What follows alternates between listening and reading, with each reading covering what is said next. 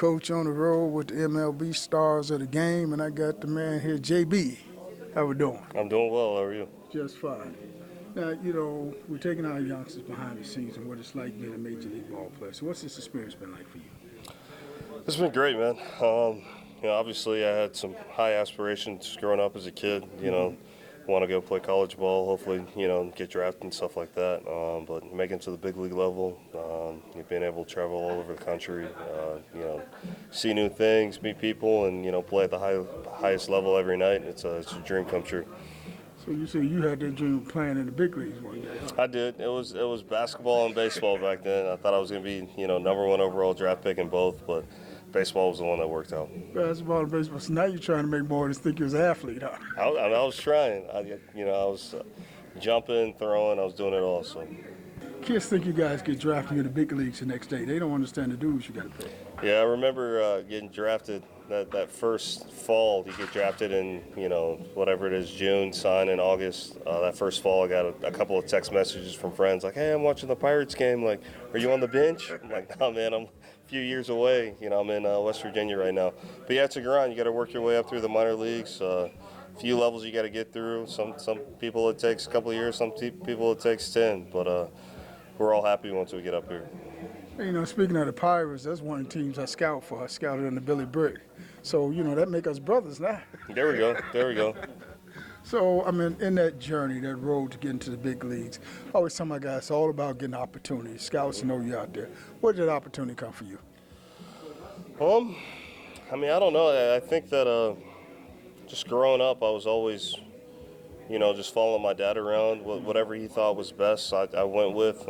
We would change teams. He had me playing up. When I was 14, I was playing on like a 16U team, trying to get to as many tournaments as I could. And, once I got drafted, then it was, all about the team and where they projected you, and that's the type of playing time that you got. So you was a shorty playing over with the big boys. Now you're trying to make more of this think you was really the bad, huh? Hopefully I didn't peak too early, but yeah, I had a good run growing up. So what's this big league experience like? It's awesome, man.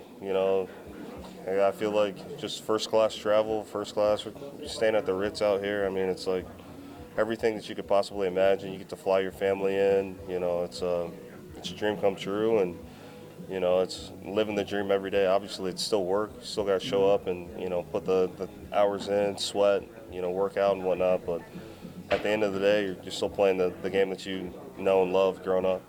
The Ritz, they won't even let me on that block. I know, it's wild. It's a joke, actually. But. So, they say this is a kid's game that grown men are playing. What do you say about that? See, look at this. There you go. Look at this, Mike. Look at this. Come on here, Mike. See? There you go. He come here and treat me like a stepchild. Get T.A. over there. See, T.A. come here and still treat the coach like a stepchild. See? See, I got to talk to you about T.A. He be treating me like a stepchild. All right, now see, you made me lose my train of thought. All right, who were some of the guys you had last coming? Last two questions. Who were some of the guys you had? Yeah, Ken Griffey Jr. was a big one for me. Barry Bonds. I liked Alex Rodriguez. I liked Josh Hamilton. Sluggers back then. I dig the long ball, homers. You gonna name all the heavyweights, huh? Heavyweights, yeah. So you get that, every kid dream playing in the big leagues. You get that call, you're going to the big leagues. Walk in that locker room for the very first time and see your uniform hanging up. What's that feeling like? Surreal.